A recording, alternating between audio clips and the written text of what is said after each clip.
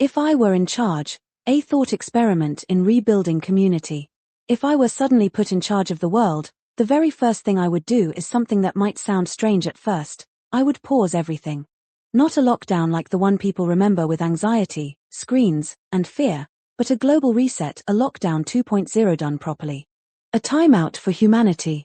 It would be a period for resting, reconnecting, and remembering the things we have forgotten about how to live together. Children would not be confined to screens. Schools would temporarily transform into community learning and exploration. Children would still see their friends, but instead of sitting in classrooms all day, they would spend time outdoors, learning practical skills, growing food, understanding nature, and rebuilding the lost bonds between people and the land. Returning land to the people. One of the first symbolic acts would be simple. The royal estates would return large portions of land to the public. Not out of punishment or resentment, but as an act of restoration during a housing crisis. People would then be invited to reclaim small plots of land. The rule would be beautifully simple. A person places a post in the ground, attaches a string, walks 14 steps, and draws a circle. That circle becomes their starting plot. Everyone's circle would be slightly different depending on their stride, but that would be the point. The land would begin with a human-scaled measure, not an industrial one. From there, people could expand only as much land as they could responsibly care for. Communities could join their circles together into larger systems, provided they followed a core rule: no waste and no harm. Closed systems, where everything has a purpose and nothing is discarded. If harmony breaks down in a group, people are free to leave peacefully and start again somewhere else. Transforming the justice system. Another immediate change would be the end of punitive imprisonment as the default response to wrongdoing. Nonviolent prisoners would be released and given opportunities for rehabilitation through care work, especially in animal sanctuaries.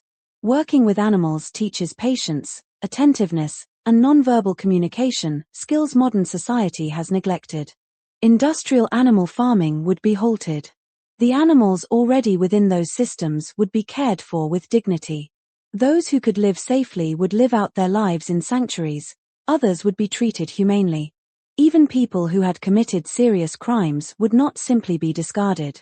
They would live in monitored environments designed for rehabilitation, close to nature, focused on rebuilding responsibility and self-control rather than punishment alone.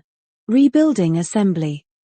What humanity lacks most right now is assembly, spaces where people come together with shared responsibility for the well-being of the whole. Historically, this is one of the roles the church was meant to play. Not merely a building or institution, but a gathering where people hold themselves accountable to a moral framework larger than profit or politics. So, in this imagined world, churches and other community institutions would become centers of transparent civic life. Auditors would respectfully review church finances, not to attack faith but to ensure integrity. If money is being raised in God's name, is it truly serving people? If not, then it needs correcting. Faith communities would also become places where ethical discussions happen openly: how we live, what we consume, how we care for the vulnerable, and how we respect animals and the natural world. Work that serves humanity. During this global reset, every industry would be asked a very simple question. Does this work genuinely serve humanity, or does it primarily serve profit? Some industries would shrink or disappear entirely. But no one would be abandoned. Transitional systems would ensure that everyone's basic needs, food, shelter, healthcare, dignity, were met. The aim would be simplification, not deprivation. A global Sabbath. Another cornerstone would be the restoration of a shared pause in time, a global Sabbath. Once each week there would be a structured period dedicated to reflection and assembly. Different time slots would rotate around the world so that every region periodically receives the most convenient hour. During this time, communities would meet locally, nationally, and globally to discuss shared issues. With modern technologies such as transparent digital voting, decisions could be made openly and collectively.